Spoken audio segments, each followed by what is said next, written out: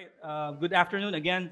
Welcome to our Adult Sabbath School, and we are still in our uh, series called Reforming Worship. But as you know, we are in a sub-series, if you can call it, which is we're looking at the doctrine of God. We're looking at what God is, what His essence is, and specifically, we're looking at the Trinity, right?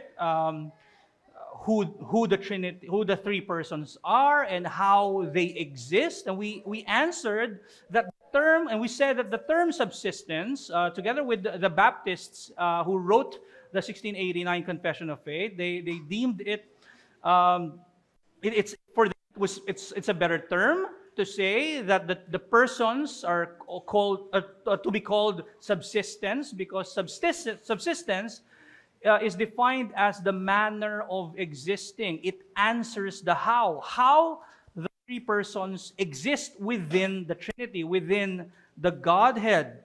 And so, siguro, as a summary, we have been looking at this. The first part of this sentence that I'm going to say, we tackled in one lecture 2 weeks ago.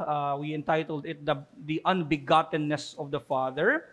And so, reading what the three subsistences are in our handout, the Father is of none, the Son is eternally begotten of the Father, the Holy Spirit is eternally spirated, or in other terms, breathed out of the Father and the Son.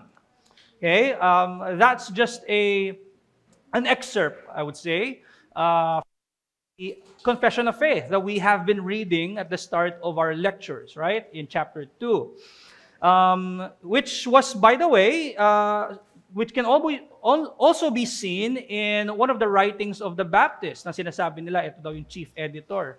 Marami nagsasabi, si Nehemiah Cox ng 1689 Baptist Confession of Faith. So see, even in their own writings, very evident yung understanding nila of the Trinity. And so in Vindiciae Veritatis ni Nehemiah Cox, he said, God is the divine essence subsisting in three relative properties. He exists having three distinct properties that are unique and peculiar, that would identify each persons in that Trinity. What are those properties? Relative properties, which we have been mentioning.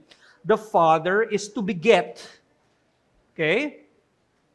He's the one who's begetting.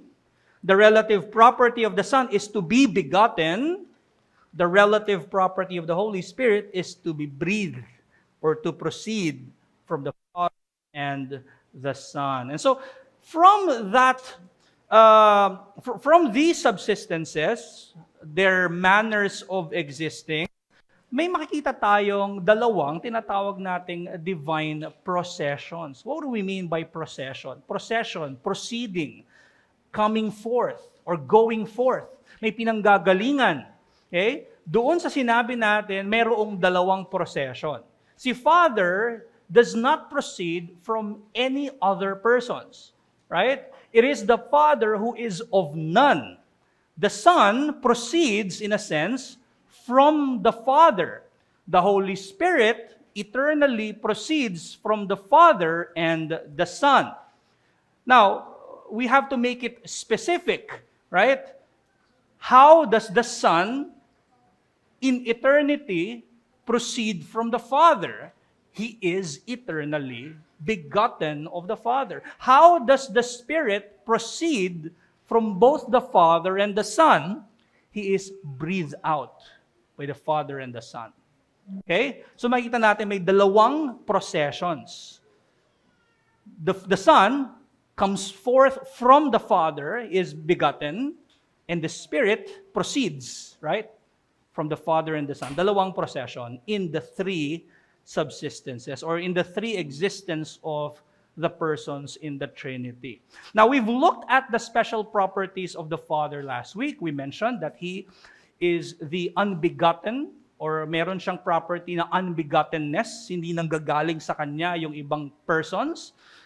There's also one property that he has, which we call primacy, and we don't mean it in a way that he has primacy in rank, right, or in essence, because they're just one essence.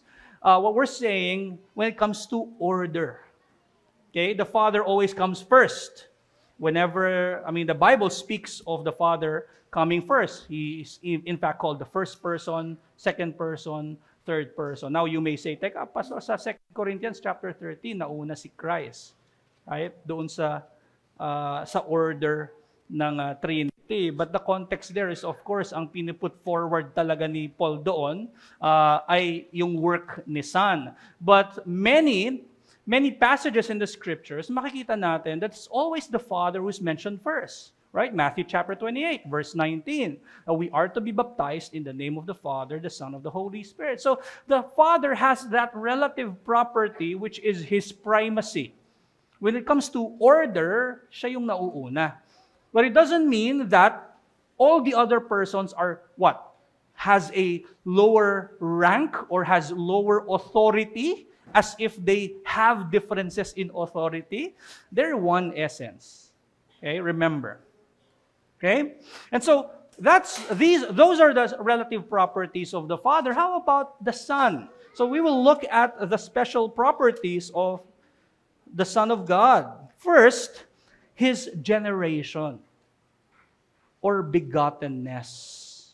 Okay? According to John Gill, who is a Baptist, he says, eternal generation is the distinguishing criterion of the Christian religion. Without this, the doctrine of the Trinity can never be supported. Okay? He understood the eternal generation, the eternal begottenness of the Son, in a way that it is to manifest what Christ has done in creation.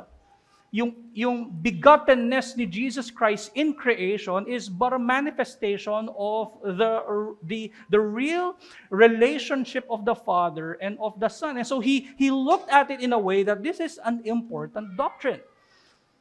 In fact, this answers the question why He is called Son in the first place. Why the Father is called the Father in the first place.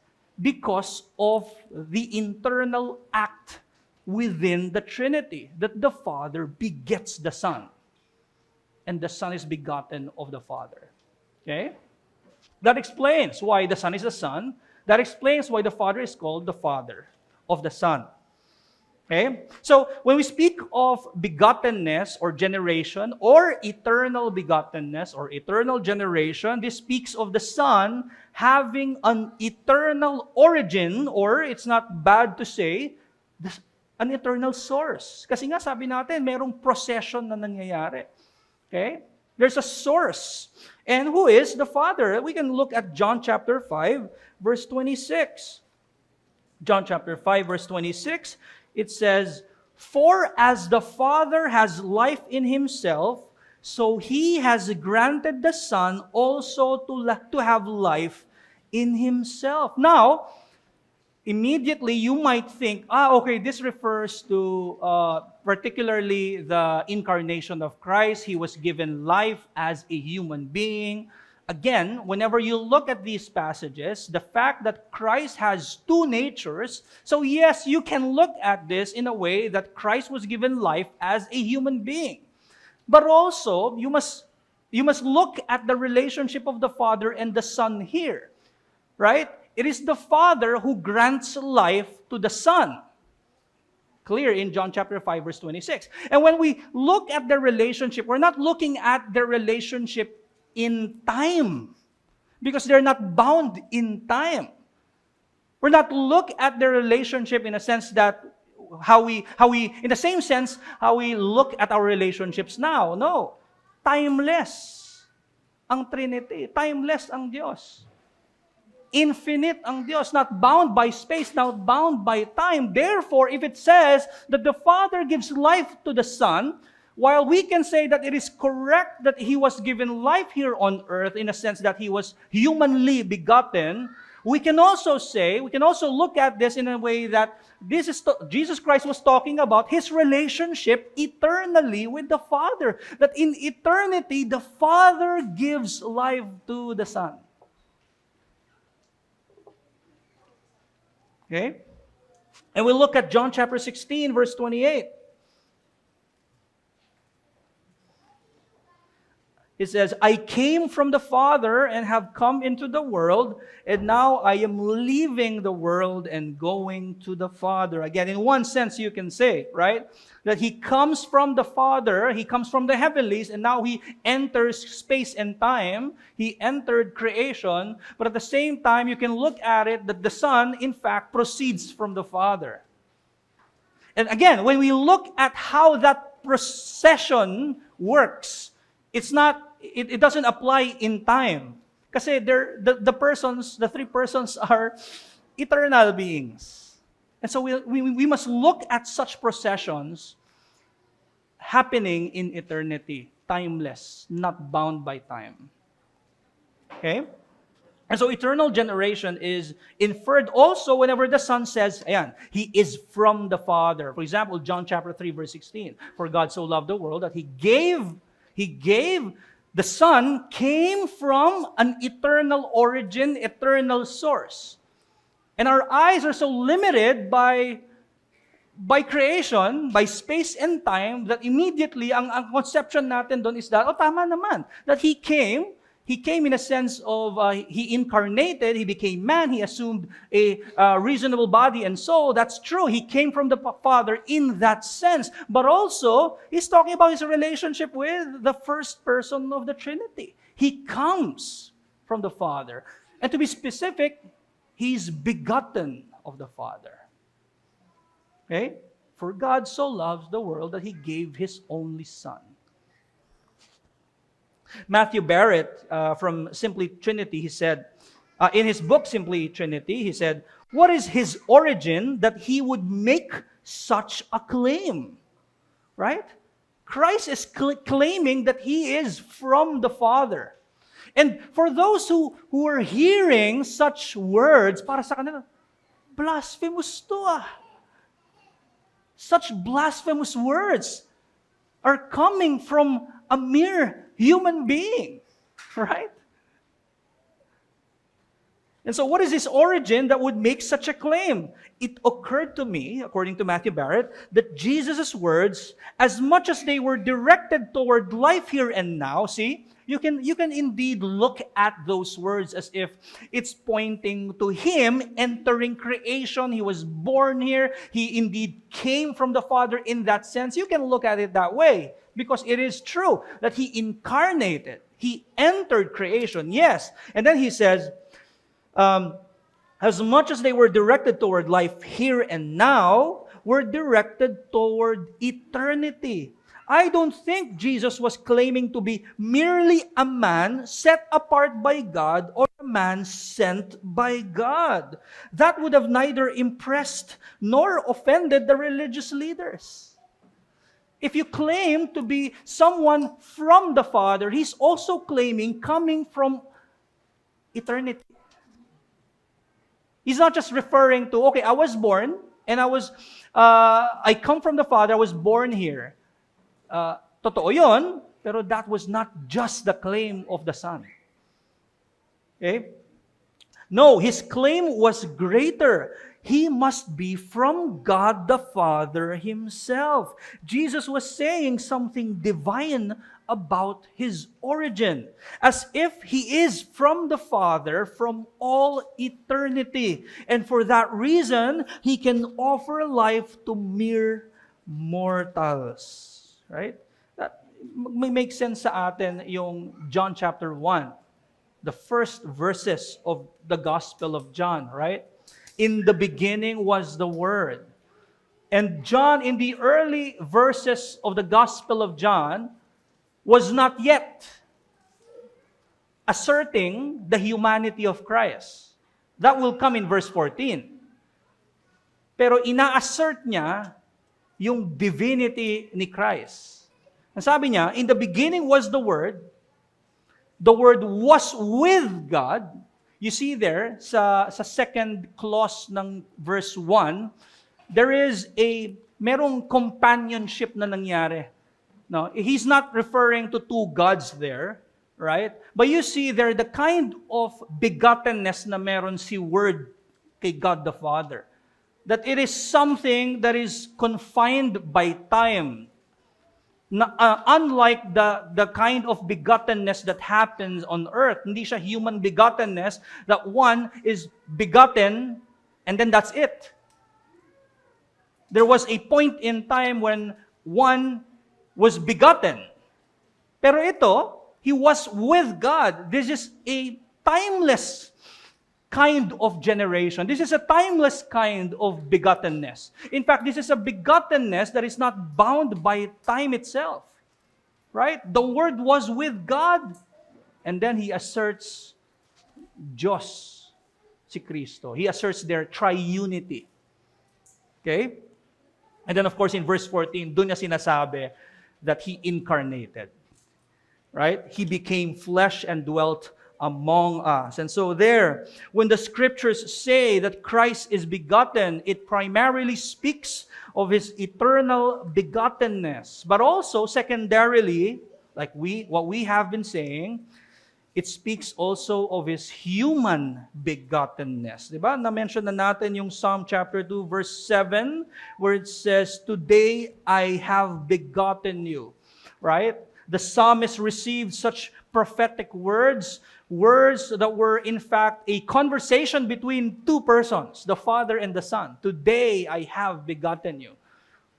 And then the author of Hebrews used that phrase from the book of Psalms and then placed that in yung sa konteksto ng Hebrews chapter 1. He's saying that Jesus Christ is better than the angels, better than any heavenly beings. Yun yung context ng yung Hebrews chapter 1. And now he's saying, "Today I have begotten you," meaning when we speak of the word today, when we understand the word today, it doesn't necessarily mean that today as in bound by time. No, remember that this speaks of two persons talking to one another na hindi sila time-bound.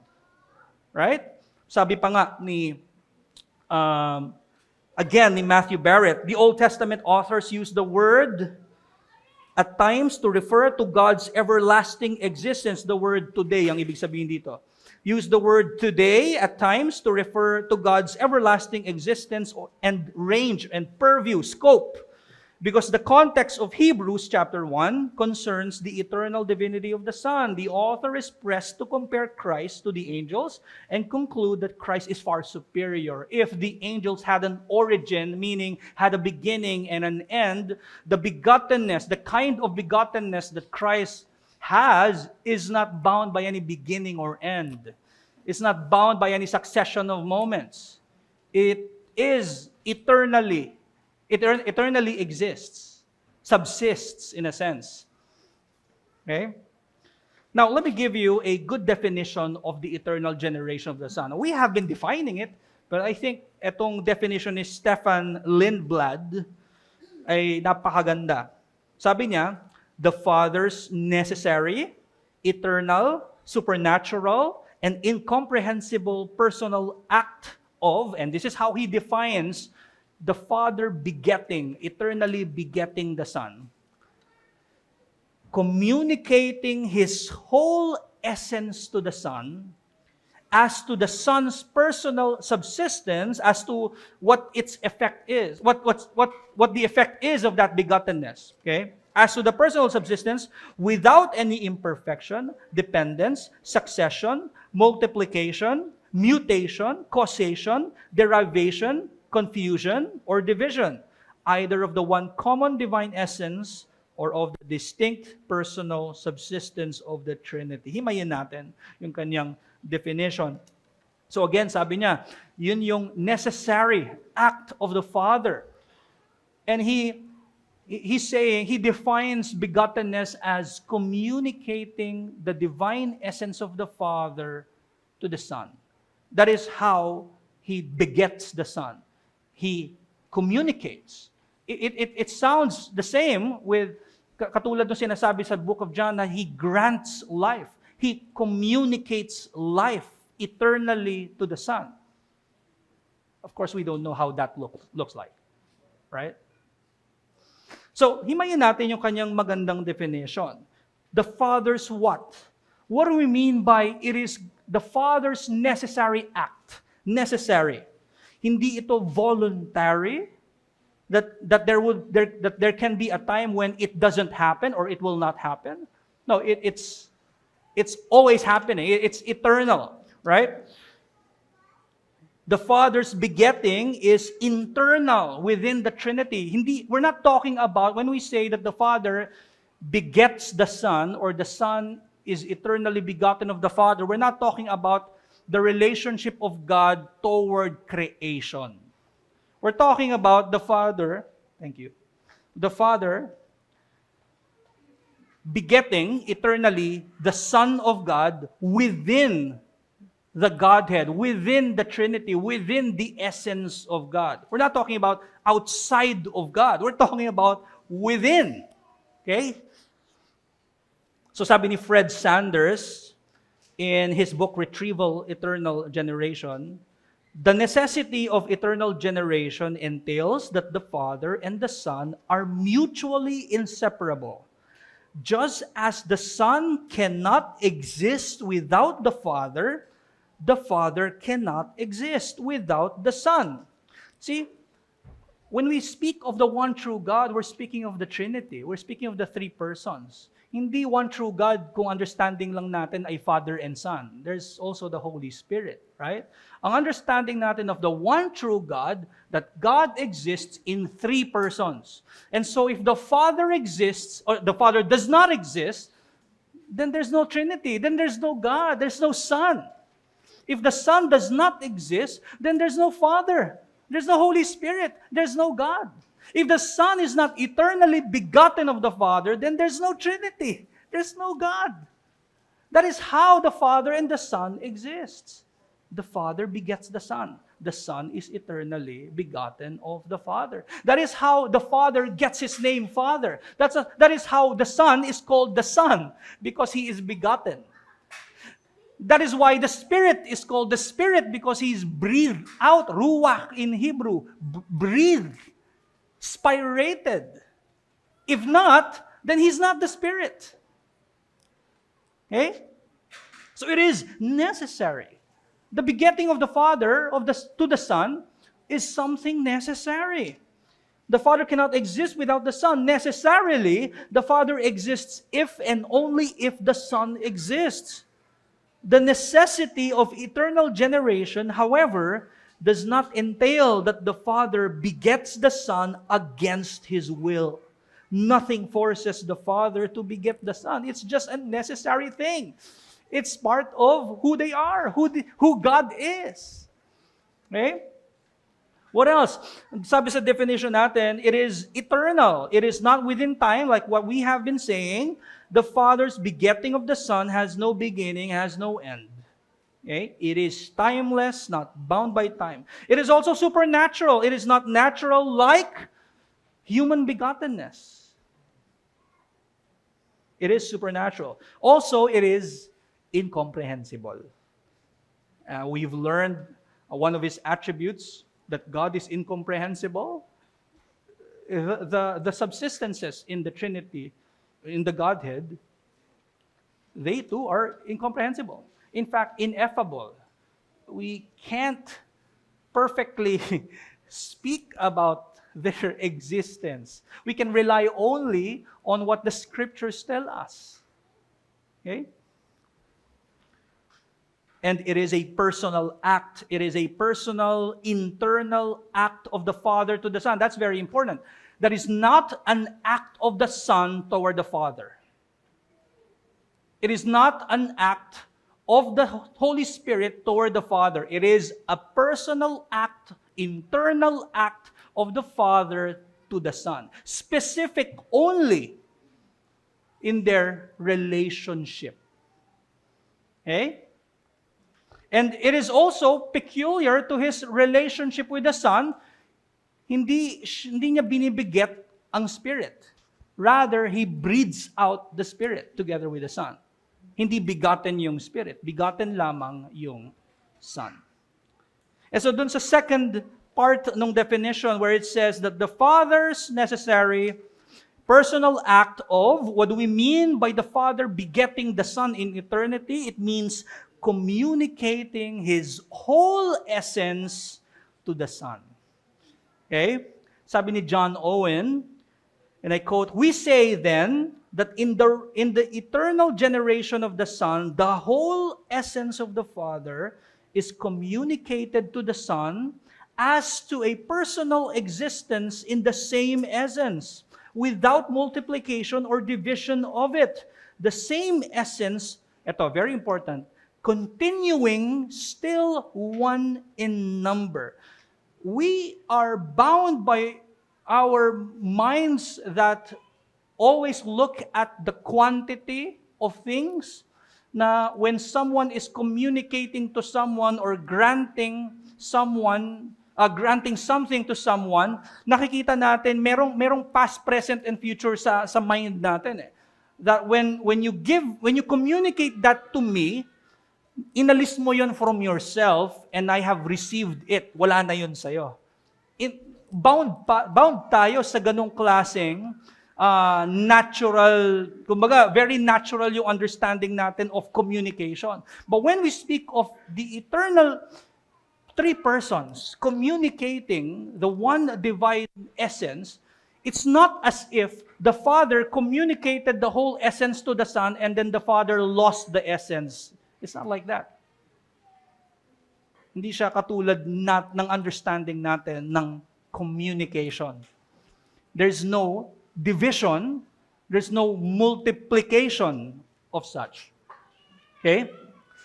So the Father eternally begets the Son. What we mean by that is that the Father eternally communicates the essence to the Son. Now, question, what do we mean by communication of essence? Ibig bang parang katulad ba ito, although sinagot na natin, parang katulad ba ito ng begottenness ng human beings kapag ka nagkakaanak ang isang tao? Or katulad din ba ito ng, let's say, regeneration? When one has been changed by God, kasi generation din naman ang tawag sa pagpapaanak eh. Generation, you have been called to the kingdom of God. You were regenerated, you were changed. Same lang din ba ito ng eternal generation? How about adoption? Yung salvific act ng Diyos ng adoption na we were of the father, the devil, but now when we were changed by the Holy Spirit, we also were adopted to the family of God. Same lang din ba yun ng eternal generation? Maganda yung distinction ni Stefan Lindblad. Again, he said, every act of begetting is an act of communication from the one begetting from the Father to the one begotten, doon sa pinanganak. Yet, here is where the analogy begins and ends. First, tingnan natin sa humans. For in the birth of a human son, a father communicates the seed of life. Right? Through procreation, the seed of life is communicated, and then ang wife magiging pregnant, and then manganganak na communicate yung seed of life from the human father, now nagkaroon ng anak. In that sense, there was a communication of life, of the seed of life. Right? That's what he's saying. Where are we? Which produces another thing with its own distinct essence. The generic human essence is divided. It's the same essence, human essence. Kumbaga, hindi naman pwede magbiget tapos iba yung essence. Right? Ang lalabas, of course, ay essence of humanity. Okay? Tao din ang lalabas. The generic human essence is divided. Yes, divided sila. We cannot say that the human father is one with the child. In the same sense that we can say that in the Trinity, the Father who communicates His essence to the Son is undivided. Right? Doon yung mayroong difference. Okay? So again, where are we? The generic human essence is divided as a human father communicates that essence out of himself. He communicates His essence, the seed of life, to the point that such communicated essence is getting out of Himself. Right? Ganun yung ibig sabihin nito. Okay? Not within Himself. So, in time, there is one before, that's the human Father, and another after, the human Son. By virtue of being begotten, a human Son moves from a state of, medyo malalim na word yan, a state of non-existence, yun na lang gawin natin. Okay? A human Son moves from a state of non-existence to another state, which is existence, or growing, changing. Now, unlike the eternal generation of the Son, when the Father eternally communicates His essence, His whole essence to the Son, there is no division. There is no, in a sense that when the Father communicates the essence, it's unlike the human Father communicating the essence outside of Himself. No, the Father communicates that essence in that one whole essence of the Trinity. Okay? And unlike the human Father and a human Son, where the human Son is changed from a state of non-existence to now existing, ang begottenness ni Son, walang ganong state. There was no state of non-existence. Okay? Now, how about in the case of regeneration? Is it the same as eternal generation? Well, it says, there's also a communication there, right? What is communicated? A communication of grace renews the component parts of the soul. Great change has taken place. So it's not like eternal generation. Yes, meron din naman nako-communicate at yun ay ang grasya ng Panginoon sa atin that allows us to change from a state of deadness to now a state of life in that sense. Pero ang eternal generation, wala namang, it's not like the Son was from a previous state of deadness to now life. No, there was not a time when the Son did not exist. So that's different. So tinatry lang natin i-compare siya sa mga understanding natin of generation and begottenness. Now, how about adoption?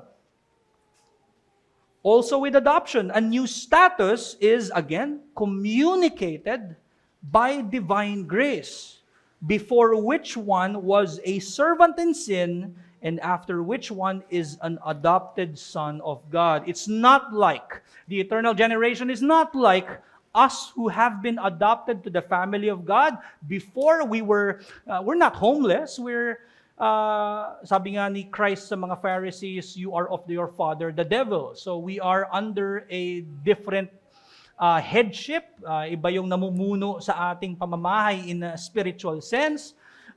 Hindi ganon yung kind of eternal generation ni Jesus Christ or na Son of God.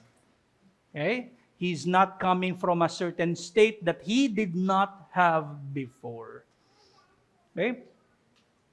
And so, what is eternal generation of the Son? It is the Father communicating His whole divine essence. It is unlike all the kinds of begottenness that we know here that happens on earth. Whether that would be materially, human generation, or spiritually, salvation, regeneration, adoption, those are all incomparable to the kind of eternal generation the Father does to the Son. Okay? Third part of the definition. So, as to the Son's personal subsistence, what is the effect of that eternal generation sa God the Son? It is without any imperfection. So the begottenness is not like that of a human being, therefore it is perfect, no composition, no passions, nor change. No change. Meaning, itong kind of begottenness ni Father kay God the Son, hindi ito composed of parts. Like tayo, kapag nagbiget tayo ng son, ng anak, ang mabibiget ay composed ng parts. Hindi ganon ang eternal begottenness. Okay? It is also without dependence. Yes, we can say that the Son is dependent upon the Father, but this dependence is not temporal and does not imply any inferiority in the divine essence. Unlike human begottenness, yung anak ng isang ama ay magiging dependent sa kanyang magulang, sa kanyang ama. Okay? We can say, yes, na in a sense na ang Son of God, dependent in a sense that He comes from the Father, but it's not like the human Son, whereas ang Son will be submitting to the authority of the Father, that kind of dependence. Hindi ganon ang God the Son in eternity. Hindi po siya nagsasubmit eternally sa kanyang Father. Nagsasubmit siya noong siya ay na-incarnate, pero hindi eternally. Sometimes we have that understanding of God the Son in eternity, that the reason why He is the Son, it's because He submits eternally to the Father. That is not correct. He is the Son, not because He eternally submits to the Father. He is the Son because He is eternally begotten of the Father. That's the reason why He's the Son. You may have read Wayne Grudem in his systematic theology. Ganun yung theology na tinuturo ni Wayne Grudem. The reason why He's Son, because He eternally submits to the Father. Pero hindi po yung tama. Okay? And so without succession, it's not like the human begottenness where it takes 9 months, it takes a few hours in the hospital for labor, or ilang gano'ng katagal man. Well, hindi gano'n, hindi bound ang begottenness ng Son kay Father. It is eternal, not time-bound. What else? Without multiplication, not like human generation, where the Son's begottenness is a multiplication of essence. Right? Yung Son, yung Father, kapag biniget niya si Son, human Son, nag-multiply yung essence. Merong isang human essence at merong isang human essence which is the Father and the Son. Pero sa Trinity, hindi sila nag-multiply ng essence. Ang kino-communicate ni Father is the exact same essence. Okay? Hindi siya katulad ng human beings. What else? It is without mutation. There is no change in the essence. Right? Sa human begottenness, there is a change. Okay? Merong change from being inside the womb to being outside and continuing his or her growth. Pero sa eternal generation of the Son, walang ganon. No succession, moving from non-existence to existence. It is also without causation. Unlike human generation, there was never a time when the Son did not exist. Nothing new is caused. It is also without derivation. What do we mean? The Son is not derived from the Father or propagated by the Father. It is without confusion. The Son is not a lesser God because of the eternal generation. Sabi nga sa ating Nicene Creed, kung naaalala niyo yung Nicene Creed, when we profess that Jesus Christ is true God from true God. Pero doon pala makikita niyo yung eternal generation in such short phrase. The true God is from the true God. The true God, in the first clause of that phrase, right? God the Son, coming from the true God, the Father. Right? True God from true God. Light from light. True God from true God. Very God of very God. Doon pala makikita natin na si Kristo ay Diyos at galing sa kanyang Diyos Ama. Without confusion. Without division, the Father's begetting of the Son does not divide the Son from the whole essence. Like we said a while ago, there are no two gods because of the eternal begottenness. Okay? There are two persons in that procession, but they are one in three persons. Okay? And so that is his first property, which is his begottenness. Second is His sonship. Sonship is a property special and unique only for the Son. It cannot be applied to the Father or the Holy Spirit. Sabi ni Augustine, when we say begotten, we mean the same as when we say Son. The fact that paulit-ulit sinasabi sa Scripture, Old Testament, New Testament, yung begotten, it speaks of Him as the Son, not the Father. Hindi siya yung Father, hindi siya yung Holy Spirit. So, being Son is a consequence of being begotten. And being begotten is implied by being Son. And so this speaks of the Son having a unique title of the Son because of His begottenness. Again, according to John Gill, the incarnation of Christ is not the reason of His being the Son of God. Kasi we might think na, okay, He is the Son of God because He incarnated. He was born of the Virgin Mary. Right? And the Holy Spirit. And so, He's the Son of God. No. He's the Son because He is eternally begotten. The incarnation of Christ is not the reason of His being the Son of God, but the manifestation of Him as such. He was not made, but manifested thereby to be the Son of God. The fact that He incarnated at nabuhay talaga siya sa mundong ito, that was just a manifestation of His actual relationship with the Father, that He is, in fact, begotten eternally. How does that manifest? It manifested in the incarnation. It manifested in a way that we would understand, and when we see it, we would understand that, okay, begotten. The reason why pinanganak si Kristo dito, maintindihan natin what kind of relationship He had with the Father. He is eternally begotten. Okay? So while both the Son and the Spirit, like we said a while ago, proceeds from the Father, the begottenness cannot be attributed to the Spirit. And the breathing out or the spiration or the sending out cannot be attributed to the Son. Sabi natin kanina, may dalawang kind of processions dito. Right? Yung anak ng Diyos galing sa Ama, yung banal na Spirito galing sa Ama at Anak. So merong dalawang klaseng proceeding or procession, right?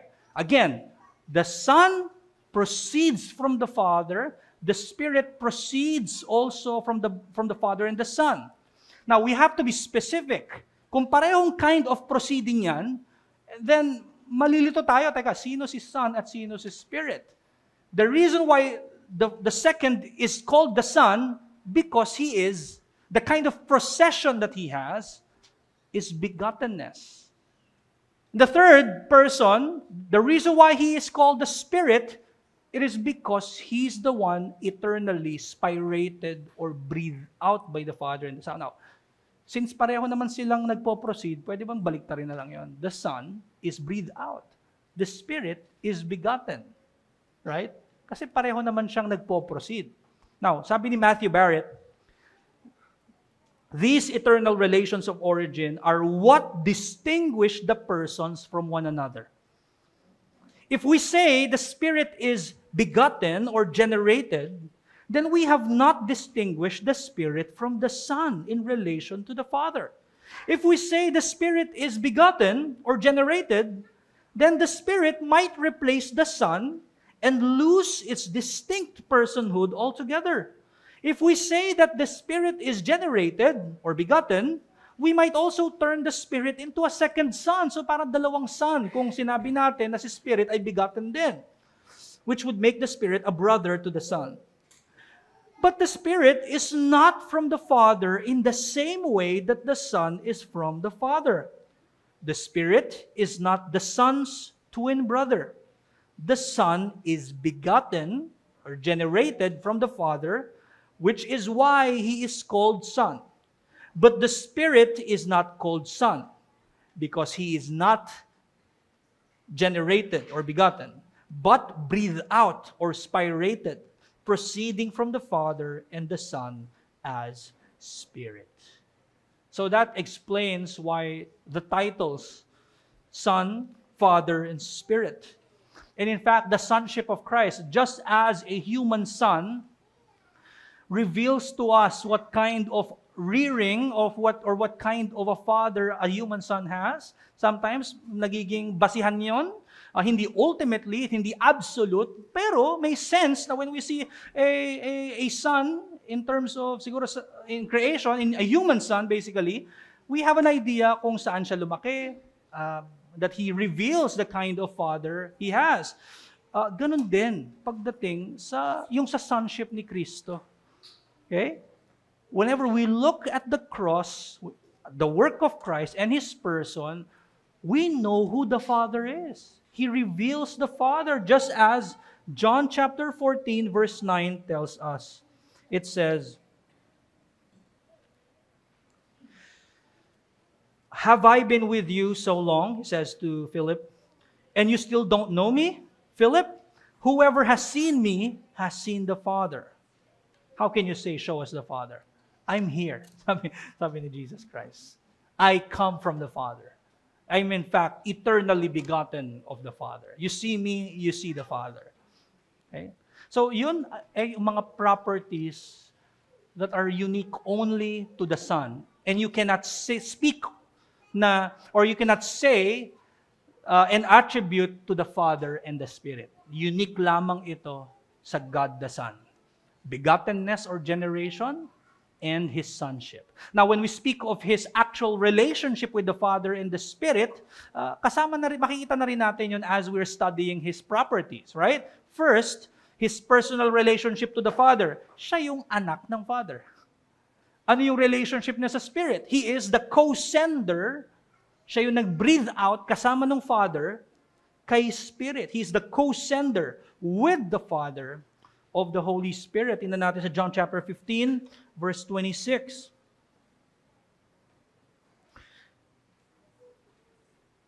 Sabi rito ni Jesus Christ, "But when the advocate or helper comes, whom I will send to you from the Father, the Spirit of truth, who proceeds from the Father, He will bear witness about me." And so very clear that it is Christ who, sends the Holy Spirit.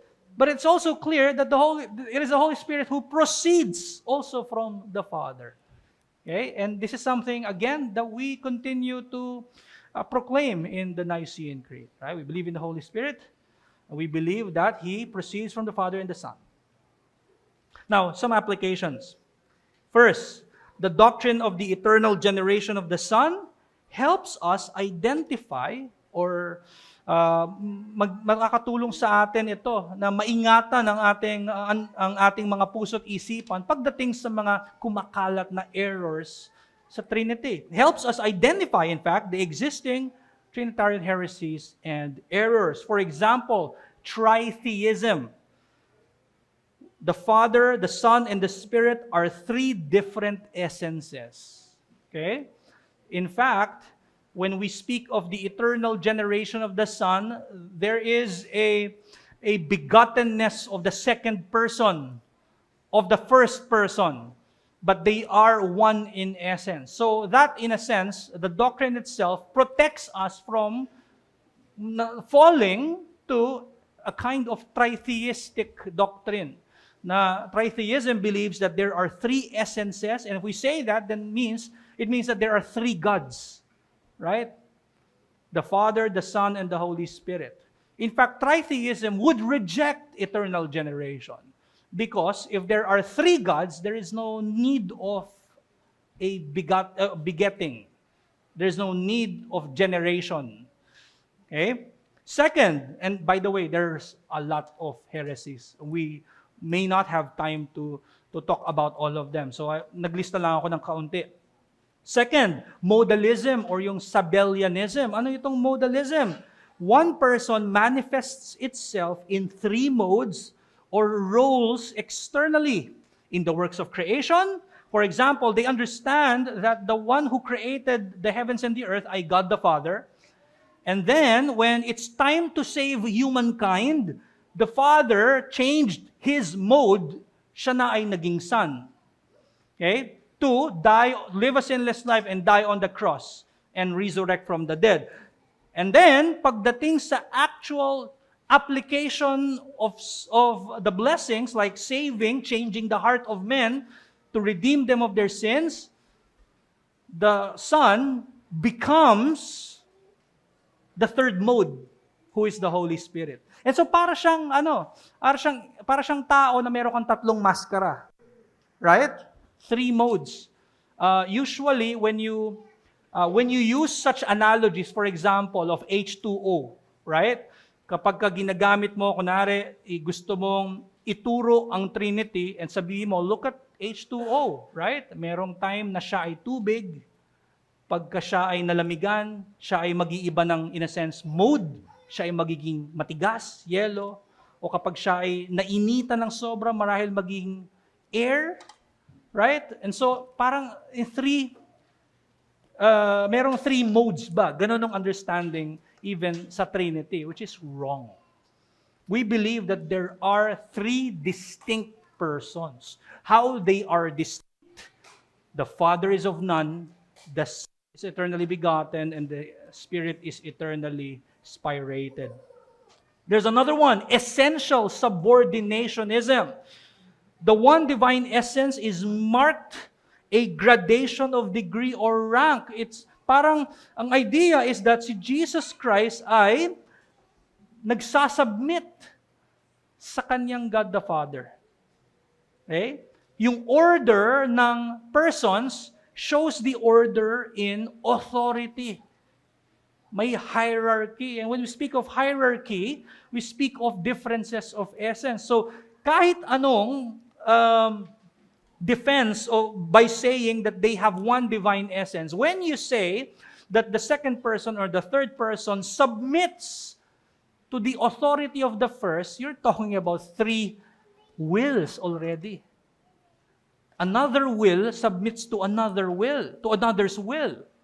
Right? Kapag meron ka when we're speaking of the second person submitting to the first person, ibig sabihin, dalawa yung will. Merong will na nagsasubmit sa will na may authority. And when we speak of them, the persons having one will per person, delikado na yon. Magpo-fall naman tayo ngayon sa tritheism.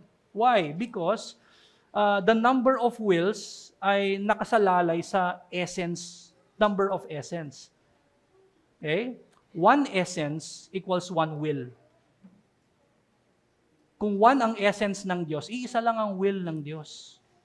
If the Son essentially submits to the Father, then the Son has a separate will. Now, let me be clear. Doesn't the Son submit to the Father? The answer is yes. In the incarnation, yes. Why? Kasi in the incarnation, He assumes a body and soul. Nag-assume siya ng another nature. And like I said, one essence or one nature is equivalent to one will. So ibig sabihin, yung human nature ni Christ nagsasubmit sa divine will. If we're talking about that, then walang masama doon. Tama yun. Pero the Son of God, in His divine essence, does not submit to the Father. Hindi sila magkaiba ng will. Okay? Fourth, Arianism. Ito yung galing kay Arius. Okay? Na ang understanding niya of begotten is that it is equivalent to created. So, problematic yun kasi nakikita niyo yung begotten at pinattern niya sa kind of begottenness sa creation and then applied it sa eternal being. Right? Kaya sinasabi niya na lower essence ang God the Son kasi created. Again, that's a heretical view. Okay? Meron pa, partialism. Every person in the Trinity is a component of the one God. Parang 1 plus 1 equals 1. That's a problem. Okay? You don't add up the 3 persons in order for you to get one God. Kasi you're saying na He is composed of parts. He's simple. There's no composition in God. And then, yung sanabi natin kanina, yung eternal subordination of the Son. It is also called the eternal functional subordination. In our time, it's called ESS or EFS. Ito yung theology ni Wayne Grudem na nabanggit ko kanina. You can just read the quote later. Number 2 na tayo. It deepens our understanding of Jesus Christ's identity and worth. This is another application. It deepens our understanding of Jesus Christ's identity and worth, and eventually lead to reverential worship of God. The eternal generation emphasizes Christ's inherent divinity and equality with the Father. Kasi yung begottenness, it doesn't show na siya ay lower rank. Okay? Unlike the idea of Wayne Grudem, okay, na nagsasubmit si Jesus Christ. So, kita mo, babasahin ko rin pala. Wayne Grudem, sabi niya, basahin ko na rin. Though all three members of the Trinity are equal in power and in all other attributes, the Father has a greater authority. Okay? Sabi ni Wayne Grudem, He has a leadership role among all the members of the Trinity that the Son and Holy Spirit do not have. Of course, medyo malapit na ito sa essential subordinationism. Sabi ni Matthew Barrett, EFS or yung eternal functional subordination or yung doctrine nila Wayne Grudem teaches that subordination is what makes the Son a son before the world was ever created or a sinner ever sinned. He cannot be son otherwise. For Wayne Grudem, he's the son because he submits to the leadership of the Father. And so again, it deepens our understanding of who Christ is and nagko-cultivate ito ng desire for worship sa atin. We don't just see Jesus Christ as merely a good teacher, rather a perfectly obedient or perfectly obedient man, but He is the eternal Son. And lastly, we can also ground our adoption as children of God in the eternal sonship of Jesus Christ. Okay? The fact that Jesus Christ is eternally begotten, merong sonship si Jesus Christ, we can definitely infer and say na, teka, may basihan yung adoption natin. When we were adopted, we can point to the kind of sonship na meron si Christ to understand the kind of sonship we all have now when Christ saved us. Now, we cannot say it's the same, right? It's univocally the same, right? How the Father loves the Son, kasi Son niya yon, and now sons na tayo ng Diyos, children of God na tayo because we are saved.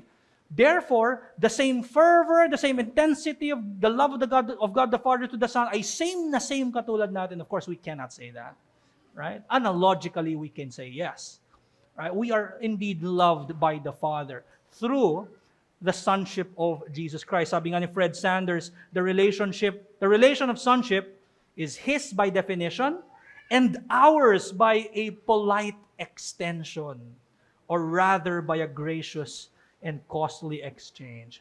That ends our topic this afternoon. Next week, we're going to look at the eternal inspiration of the Spirit. Any questions?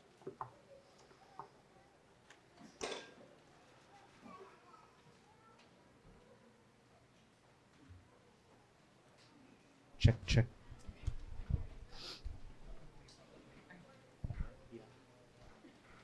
Ako na lang, Pas. Regarding so basically you're saying, Pas, na compared to before, we don't, or it's not correct to say that the Son subordinated Himself to the Father's will before the incarnation. Yes. Pero is it only during the incarnation po, or since we believe that Christ is has both divine and human nature pa rin after resurrection, does He still subordinate to the Father's will after the resurrection, or since He has that human nature also pa rin, or hindi na po? That's a good question. Now, we're talking about the two wills of Jesus Christ, yung human will niya at yung divine will. The fact that na merong mas mataas na will or mas greater will compared sa, of course, sa human will, nagsasubmit lagi ang human will doon sa divine will. So we can say yes. And the fact na si Christ, we can say na si Jesus Christ ay hindi nagsastop ang kanyang mediation nung siya'y nabuhay lang dito. In fact, nagpapatuloy ang kanyang ang pamamagitna, tama ba? Yung mediation niya, pamamagitan, tama ba? O yun, pamamagitan. Yung kanyang mediation did not end when he ascended to heaven. It in fact continues and will continue forever. And that is the reason why we will remain in the new heavens and the new earth, because Christ continues his mediation. So from there, doon mo makikita na, okay, continuous din. Ang human will ni Christ ay subordinate sa divine will. Our difference with Wayne Grudem is na prior incarnation, we should not believe na si Christ subordinated himself. Yeah, but the problem with Wayne Grudem and also Bruce Ware, yun yung isa pang proponent ng EFS or ESS, is that we're talking about the eternal relationship of the Son and the Father. So labas dito yung usaping incarnation, labas dito yung usaping nagka-human will si Christ. The relationship of the second and the first, dun pa lang, sinasabi niya na eternally subordinate ang second person. So problematic yun. Does that answer your question? Okay. Yes, John. Ano ba to? Pas nung sa prayer na tinuro ni Jesus, bakit siya naka-address to the Father, not to the Trinity? Ay, ayan. Bakit? Naka-address to the Father and not to the Trinity. Yung prayer na tinuro ni Jesus to the disciples. Bakit? Doon mo makikita na meron silang distinction sa kanilang mga act. At yung mga act nila sa creation ay manifestations lamang also ng kanilang internal act. So, isa-isahin natin. So doon, sa prayer na sinabi ni Christ, pag magpe-pray tayo, i-address natin sa Diyos Ama. I-address natin sa, in a sense, eternal source or eternal origin. Si Father ang nag-decree, nagplano, nag-purpose ng redemption. Siya rin ang nag-adopt. Si Son, siya yung pumagitna. Siya yung namagitan. Siya yung mediator. Apart from the Son, no prayers would reach the Holy Father. So nangangailangan ng mediation or mediatorial work ni Jesus Christ, who said, this is how you should pray. Now you can call the Father, Father, because of me, because of Jesus Christ. Now, doon naman papasok si third person, si Holy Spirit. It is the Holy Spirit who enables one to pray. From yung grasya ng Panginoon, makikita natin sa work ni Holy Spirit, siya yung nag-enable. Sabi rin sa Romans chapter 8 verse 26 where it says, may mga words na hindi kaya nating i-utter. Si Holy Spirit, yung hindi lang nag-enable sa atin, but at the same time, binibring yung mga words na yon papunta sa Diyos Ama. Okay? And then, si Kristo, kaya when we pray, we say, in the name of Jesus Christ, kasi we're praying on the account of what Jesus Christ has done and is doing as He is our intercessor, or kanina nga sa 1 John, advocate. So yun yung rason ni Kristo na meron kasi silang distinction ng kanilang external act. Now, dito papasok kung paano siya pasok sa lecture natin. Lahat ng external acts ng Diyos ay manifestation ng internal act ng Diyos within the Godhead. It is the Father who is the eternal source or origin. It is the Son who was begotten in the external act of God. He was begotten to become a mediator between man and God. Sa eternity, manifested yon noong what's happening in the Godhead. Si Son galing or begotten kay eternal source, at si Holy Spirit yung breathed out. Just as the Holy Spirit is breathed out in creation, that's a manifestation of His relationship with the three persons. He is eternally breathed out from the Father and the Son. And so when Christ says you pray, just as Christ comes from the Father eternally, now you can also address the eternal origin who is the Father. Does that answer your question? Sorry masyadong pero Thank I you, think Pas. kailangan siyang sagutin. Okay. Sige, last question. Hi, Pas. Are these heresies and errors, are they all damning, or are they some of them damaging? And also, how do some of these directly affect the gospel message in light of them being damning or maybe just damaging? Okay, so medyo madami lang yung heresies Yun para na. isahin ko yung no. But I would say lahat yan daming at yung pinakahuli ay more like damaging. Many theologians naman ngayon still think that Wayne Grudem is a brother in Christ. It's just that very damaging yung kanyang view kasi naniniwala pa rin siya ng one essence ang Diyos eh. Nagkaka-problem. Hindi rin niya ina-affirm na okay, may different will ang God the Son. I would say it can be an implication of his theology. So that's why I said it is damaging. Na you can fall to papunta na sa essential subordination which is merong more than one will. Si Grudem, hindi naman niya ina-affirm na more than one will ang Diyos. Isa lang ang will, isang divine essence lang. It's just that the second person of the Trinity eternally is subordinate to the Father. Ganun lang yung view niya. So that's why some say it's just a Trinitarian error, hindi pa technically heresy, hindi pa damning, but damaging, I would say. But the rest, lahat yan naapektuhan ng gospel. Naapektuhan yan yung gospel in a way that, like I said, the internal act of God manifests what His external acts are. And one of the external acts of Christ that led to the salvation of men is His begottenness, human begottenness. And if that is a manifestation ng kung sino ang Diyos, ano ang Diyos, see how it points to the Trinity, His internal act. Right? Even nga yung breathing out ni Spirit eternally, that dun pa lang makikita mo kung paano yung work niya in creation, that He was breathed out to give life. So that indeed affects salvation, our understanding of the gospel. Among other things, marami pang pwedeng sabihin. But Thank you, Pas. okay. Siguro, wala na naman, ano? Okay. Let's pray. Our Most High God and Heavenly Father, thank you, Lord, for the lecture. Salamat, Panginoon, sa pagpapakilala mo sa amin through the Scriptures.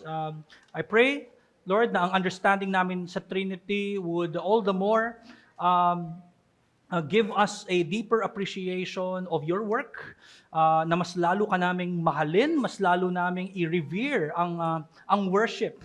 Salamat, Panginoong Diyos, nawa ito ay ma-apply namin sa aming buhay, na ma-appreciate namin, Panginoon, ang yung work mo of adoption, at of course, ang buhay ni Kristo dito sa lupa na siyang nagligtas sa amin. So salamat po muli.